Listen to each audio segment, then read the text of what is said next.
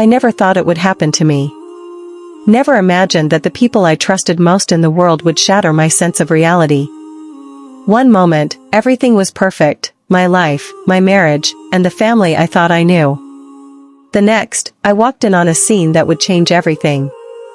This is my story, the story of how I discovered the unthinkable. And while I never thought I would share it, the truth has a way of demanding attention. So here it is, raw, unfiltered, and all too real. Thank you to everyone who supported me in the darkest moments.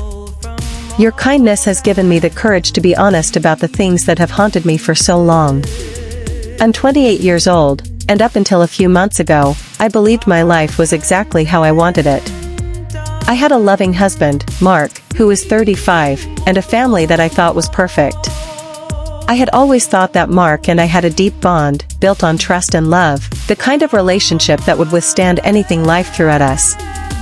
We had been married for 5 years, and though life had gotten busy with work and other responsibilities, I always thought we were solid. Mark, 35, is everything you'd want in a husband, charming, intelligent, and incredibly attractive. He's the kind of man who could light up a room with his smile.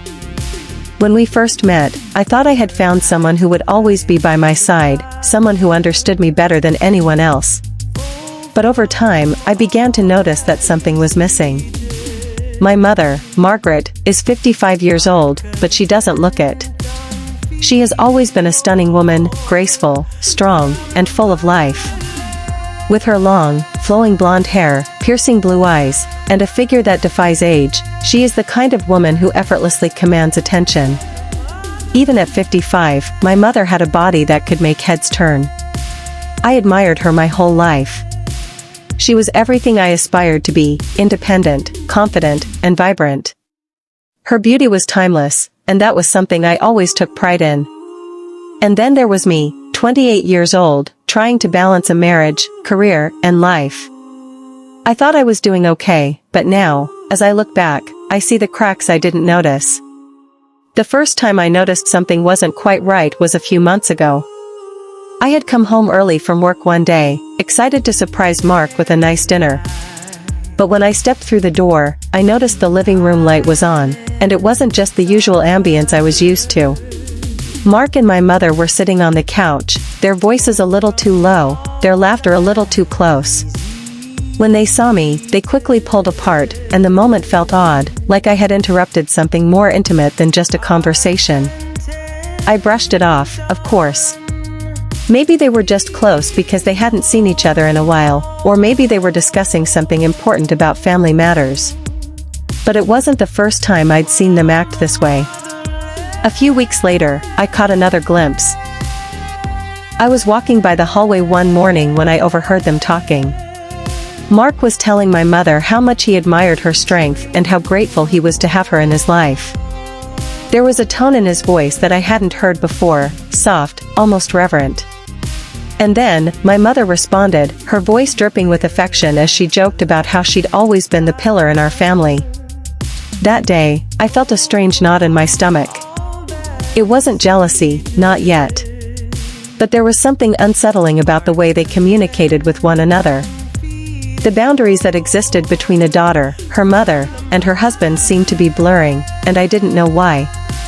Then came the day when I had to leave town for a couple of nights for a work assignment.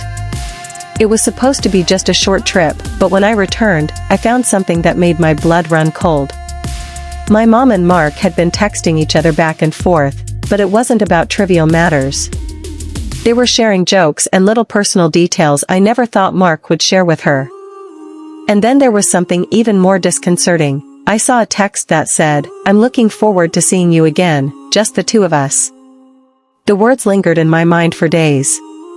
I kept replaying them, wondering what Mark meant by them. I tried to tell myself it was harmless, but deep down, I knew I was being naive. And still, I didn't confront them. I wasn't ready to face what my instincts were telling me. Finally, the day came when everything I had been feeling, everything I had been sensing, came to a head. It was a rainy Tuesday afternoon when I decided to come home early again. I had been feeling off lately, and something inside me urged me to go back early that day, like I was being called to see something I wasn't supposed to. The moment I walked through the door, I felt it, the tension in the air, the quiet that hung over the house. I walked into the living room, and there they were, Mark and my mother, more than just close. They were wrapped in each other's arms, their lips locked in a kiss that wasn't just casual. It was passionate, full of desire, something I never imagined I'd witnessed between them. My heart dropped, and the world seemed to shift. I stood frozen in the doorway, unable to move, unable to comprehend what my eyes were seeing. Mark, my husband, and my mother, the woman I trusted, were not just sharing a moment, they were sharing an intimacy that went beyond anything I could have imagined. The way they held each other, the way they seemed so completely absorbed in each other, it was something I didn't expect. I had caught them at the worst possible moment, and in that moment, I felt everything, the betrayal, the confusion, the heartache. All the signs I had noticed over the last few months had come rushing back to me. Everything I thought I knew about my marriage and my family was suddenly a lie. Mark had found something in my mother, something I could no longer provide for him. And in her, he had found not just physical satisfaction but a connection that had been missing from our marriage for a long time. The discovery was unbearable. I felt betrayed on a level I couldn't fully process. My heart shattered, and all the moments I had ignored, the subtle looks, the hidden messages, the laughter I thought was innocent, came rushing back to me. Everything I thought I knew about my marriage and my family was suddenly a lie. The discovery hit me like a truck. I had never imagined that the people I trusted most would betray me in the most intimate and painful way. In the days that followed, I could hardly breathe, feeling like the walls were closing in on me. My mind kept replaying the moment I had seen them, Mark and my mother, entwined, their kiss passionate and deep. It felt like time stopped as the truth settled in. The man I married and the woman who gave me life were not just close, they were involved in a way I couldn't fathom. I kept asking myself the same questions. How could Mark do this to me? How could my mother betray me like this? And why didn't I notice the signs? The guilt swelled up inside me. How had I missed all the subtle shifts in their relationship, the long looks, the moments of laughter that were too personal to ignore? I thought about our marriage, about how we'd drifted over time. Mark and I were still young, only 35, yet I couldn't help but feel that we had lost something somewhere along the way. Was it because of me? Was I not enough? Or had I failed him in ways I didn't want to admit? My mind was a whirlwind of anger, confusion, and sorrow. But it wasn't just Mark I was angry at. My mother, the woman who raised me, the woman I trusted more than anyone, had crossed a line. How could she? The more I thought about it, the harder it was to face the truth. I had to confront them. I couldn't keep living in this fog of uncertainty, pretending everything was normal when it clearly wasn't. It took me 2 days to summon the courage to call them both to the living room, the room where everything had unraveled. I didn't know how this would go, but I knew it was time to face the truth, no matter how painful it might be. Mark was the first to enter. His face was pale, his posture stiff. He could see the pain in my eyes, and I could see the guilt and regret in his. My mother followed him, walking slowly, her eyes avoiding mine. She was always the strong one, but in that moment, I saw nothing but vulnerability and remorse. I couldn't bear to look at them for too long. "Sit down," I said, my voice shaky, though I tried to sound composed. They both sat, Mark to my right and my mother to my left. The silence between us was suffocating. I couldn't speak at first. I felt like I might break apart if I did. My heart was pounding in my chest. The words I had wanted to say since that day I discovered them, words of betrayal, of hurt, of rage, seemed stuck in my throat. Finally, I managed to speak. "I saw you," I said, my voice breaking. "I saw everything. How long has this been going on?" Mark looked at me, his face filled with sorrow. He opened his mouth to speak, but no words came. I could feel my heart beating faster, every word he was about to say feeling like another wound. "Mark," I said, trying to steady my breathing, "how long?" I don't know how it happened, Emma," he started, his voice barely above a whisper. "It started out innocent enough. We were just talking. Your mom, she was there for me when I needed someone. She listened to me in a way I didn't feel like you did. The words cut deep. I felt my heart sink. I had always thought Mark and I were partners, that we shared everything. But here he was, telling me that he had turned to my mother, my own mother, for something I couldn't give him. And it wasn't just talking. It was more. Mark continued, his voice thick with emotion. I didn't mean for it to go this far. But after a while, it did. And once it started, I couldn't stop. Your mom, Emma, she made me feel alive again. I hadn't felt that in a long time. With you, I felt like we were drifting apart. I don't know when it changed, but I couldn't ignore how she made me feel. My mind was racing. The betrayal, the lies, the years of trust now shattered. So, that's it? I asked, voice trembling. You turned to my mother because I couldn't satisfy you anymore? Because you were lonely? Mark's face reddened. It's not like that, Emma. I never meant to hurt you. I swear. But when we got close, when she was there for me, I just got swept up in it. I couldn't help myself. He looked down at his hands, unable to meet my eyes. I tried to fight it, Emma. I didn't want this. But with your mom, it was different. She understood me in a way I didn't know I needed. I felt like I was suffocating. I wanted to scream, to lash out at him. How could he say this? How could he justify this? You're telling me you were so unhappy that you went to my mother? I whispered, my voice barely audible. And you think that makes it okay? Mark's eyes welled up with tears. No. I never thought it was okay. I just didn't know how to stop. I'm so sorry, Emma. I love you. I never wanted to hurt you.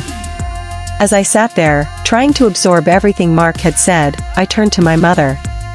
She had been silent, her eyes downcast, avoiding mine. But I knew she had something to say. She had to explain her side too. Mom, I said, my voice cracking. How could you? How could you do this to me? My mother finally looked at me, her eyes filled with regret. Emma, I never wanted this to happen. I never wanted to hurt you. But when Mark and I started spending more time together, I don't know. I didn't expect it. I didn't want it. But it just happened. Her voice trembled as she spoke, but there was no denying the guilt in her words. I was lonely, Emma. I haven't felt seen in years. When Mark started talking to me, it felt like I had someone who understood me. And I guess I got caught up in it. I didn't think about the consequences. I didn't think about you. I was weak. Mom, how could you? How could you do this to me? I asked, feeling the pain surge through me again. How could you betray me like this? You're my mother. You're supposed to protect me. I know, she whispered, her tears flowing freely now. I know. And I'm so sorry, Emma. Please forgive me. I've made the worst mistake of my life. I can't take it back, but I want you to know that it wasn't because of you. It was because I was lost. The room was heavy with silence after they spoke. The words hung in the air, but none of them made the pain go away. It wasn't just the betrayal, it was the violation of trust, the deep personal hurt that I would carry with me forever. Mark's pleas for forgiveness felt empty. My mother's regret, though sincere, couldn't undo what had happened. How could they possibly ask me to forgive them? How could I look at them the same way again? I sat there, numb, unable to speak. My thoughts were too jumbled, too tangled with the reality of what had happened. I didn't know how I could ever move forward from this. Mark had crossed a line I never thought he would. And my mother had crossed a boundary that could never be repaired. The silence between us was unbearable. What came next? Could I forgive them? Could I rebuild my life, my family, after everything that had been shattered? The days after the confrontation passed in a haze. I couldn't escape the constant replay of their confessions, their apologies, and my own pain. I spent most of the time in my room, alone with my thoughts. I couldn't look at Mark without seeing the betrayal in his eyes. I couldn't look at my mother without remembering the warmth she had shared with him, the intimacy that should have been reserved for me alone. The trust that had taken years to build was gone in a single, devastating moment. Mark tried to talk to me, tried to apologize, but his words felt hollow. He would stand in front of me, his face etched with guilt, and tell me over and over how sorry he was. How much he regretted what he had done. But none of it mattered. None of it could undo what had happened. I found myself drifting further away from both of them. Mark's presence in our home felt like a constant reminder of everything that had gone wrong. My mother, too, felt like a stranger. I could no longer see her as the woman who had raised me with love and care. Instead, I saw someone who had crossed an unforgivable line. But despite the pain, I couldn't bring myself to make a decision yet. I couldn't decide if I should walk away from both of them or try to rebuild what had been broken. The choice felt impossible. One evening, Mark sat across from me at the kitchen table. His eyes were red from crying, and his hands trembled as he held his coffee cup. He had been trying for days to get me to listen to him, but I had kept him at arm's length. He had no idea how deeply his betrayal had cut me, how lost I felt. "Emma, please," he said, his voice barely above a whisper. "I love you. I'm so sorry. I can't take back what I did, but I'll spend the rest of my life making it right. Just tell me what I can do to fix this." I stared at him for a long moment, my heart breaking all over again. How could he be so calm? How could he sit there and act like the man who had betrayed me just days ago? "I don't know if I can ever forgive you," I said quietly, my voice low. "You hurt me in a way I can't even explain. You went to my mother, Mark. My mother. I can't just forget that." "I don't expect you to forgive me right away," he replied, his voice strained. "I just need you to know that I'm sorry. That I never meant for it to happen. Please, just let me prove that I can be the man you thought I was. Let me show you that I can make it right." I closed my eyes, feeling the pain of his words sinking deeper. I wanted to believe him. I wanted to believe that he truly understood the depth of his betrayal, that he was truly sorry. But the more he spoke, the more I realized that I was no longer sure of who he was. The man sitting across from me wasn't the man I had married. The man who had betrayed me was someone else entirely. "I need time," I said, my voice low. "I need time to think about everything. I can't make any decisions right now." Mark nodded, his eyes filled with sorrow. "Take all the time you need," he said. "I'll be here, waiting." The next day, my mother came to me. She had been quiet for days, but I knew she was hurting too. She was my mother, and no matter how angry I was, I couldn't deny that I still loved her. But that love was now tainted by what had happened. Her betrayal was just as painful as Mark's, and maybe even more so because she had been the one who had raised me. "Emma," she began, her voice soft and fragile. "I know I've hurt you. And I am so sorry for that. I never wanted this. I never wanted to destroy our family. But I did. I know that now." She sat beside me on the couch, her eyes filled with regret. "I don't know what came over me. Mark, he needed someone. And I was lonely. I didn't want to admit it, but I've been lonely for so long. And Mark, he was there. He listened to me. And somewhere along the way, we crossed a line." Her voice cracked as she spoke, but her apology wasn't enough. It wasn't nearly enough.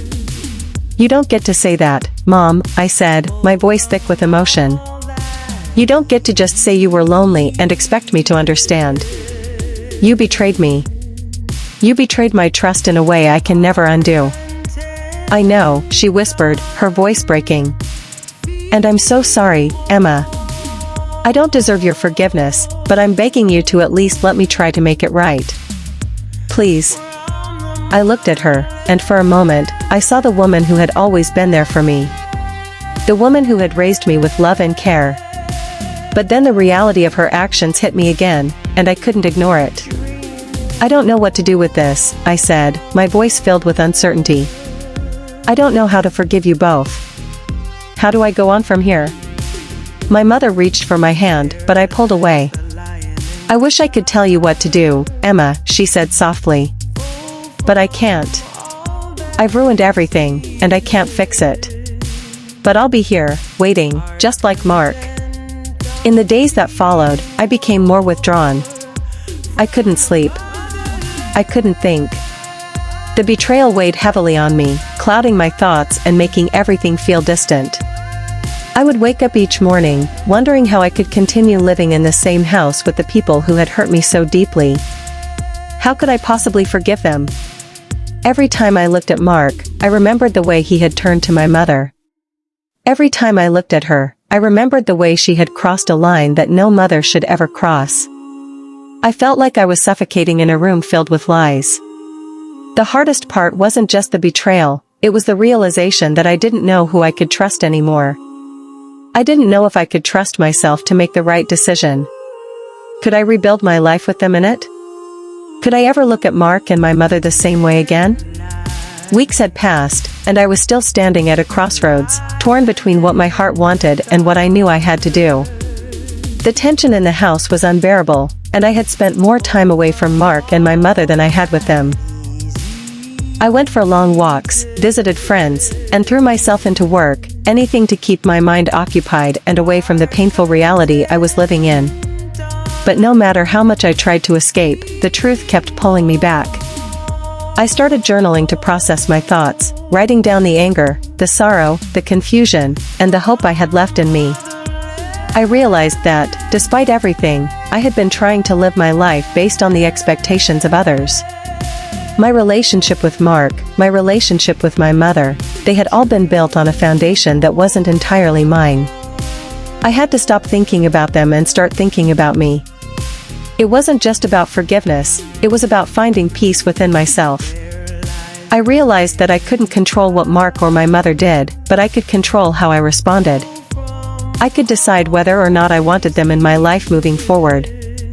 And most importantly, I could decide whether I was ready to heal or if I needed to walk away from them both to truly find myself again. I knew it was time to make a decision.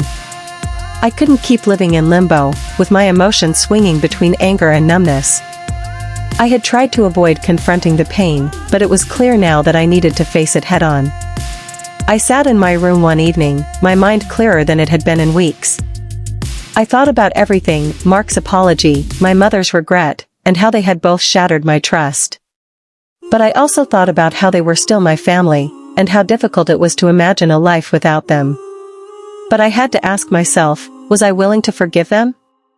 Could I ever look at them the same way again? And more importantly, could I forgive myself for letting them get away with so much, for turning a blind eye to the cracks in our family? I knew I needed to rebuild my own sense of self before I could even think about forgiving them. I had been too focused on fixing things, on making everything right for everyone else, when I had ignored my own emotional needs. Now, it was time to prioritize my own healing, regardless of what happened with Mark and my mother. That evening, I called Mark and my mother to the living room. The time had come for me to make my decision, and I wasn't going to let the fear of confrontation hold me back any longer. They both walked in cautiously, Mark's face filled with apprehension, my mother's eyes filled with sorrow. I looked at them both, feeling the weight of everything that had happened. But I also felt something else, a quiet strength within me that had been buried under the layers of pain and betrayal. I was done with running from the truth. I've spent weeks thinking about everything, I began, my voice steady but filled with emotion. I've cried, I've screamed, I felt every possible emotion you could imagine. But I've come to a point where I have to ask myself, what's best for me? What's best for my peace of mind? They both looked at me, waiting for me to continue, and I could see the fear in their eyes. The fear that I was about to walk away from them for good. I've realized that I can't keep living in this space of hurt, I said softly. I've been so focused on trying to forgive you both and fix everything that I forgot about myself. I forgot about what I need, what I deserve. And the truth is, I don't know if I can forgive you right now. I don't know if I can ever look at either of you the same way again." Mark's eyes filled with tears, and he reached out to me, but I pulled away, needing the space. "Emma, please, I'm so sorry. I didn't mean to hurt you. Please, let me show you that I can be the man you need." "I know you're sorry," I said, my voice breaking. "But sorry doesn't undo the damage. I'm not sure I can trust you again, Mark. And I'm not sure I can ever see my mother in the same way." My mother, who had been silent, spoke up, her voice filled with regret. "I understand, Emma. I know I've lost your trust, and I'll never be able to undo that. But please, don't give up on me entirely. I'm your mother, and I love you. I will spend the rest of my life trying to make up for this, if you'll let me." I felt my heart crack. The love I still had for them both was undeniable. But I knew that love couldn't fix what had been broken. I had to take care of myself first, and that meant making the painful decision to step back from them, for now. "I need time," I said, wiping the tears from my face. "I need to figure out who I am, what I want, and how I can heal. I don't know if I can have both of you in my life right now. I don't know what the future holds, but I can't keep pretending everything is fine when it's not." They both nodded, their faces filled with grief. But I couldn't let their pain cloud my judgment anymore. I needed to prioritize my own healing and well-being, something I had neglected for too long. "I don't know what's going to happen," I continued, my voice filled with a sense of finality. "But I do know that I need to find peace. And for now, that means stepping away from both of you. I hope one day we can rebuild our relationship, but for now, I need space to breathe, to heal." The days that followed were filled with more uncertainty, but they also brought a sense of relief. I had made my choice, and while it wasn't easy, it was the right one for me. I spent time alone, reflecting on what I needed to do next in my life. I started therapy, focusing on my own healing, and gradually began to rebuild the life I had nearly lost in the wake of betrayal. It wasn't an easy road, and there were moments when I questioned my decision. Could I really walk away from my family? Could I ever trust Mark or my mother again? The answers were still unclear, but I was no longer waiting for their apologies or for their actions to define my happiness. For the first time in a long time, I was focused on myself. And in that focus, I found a sense of peace I hadn't felt in months. I didn't know what the future held, but I knew that for the first time, I was choosing to live for me.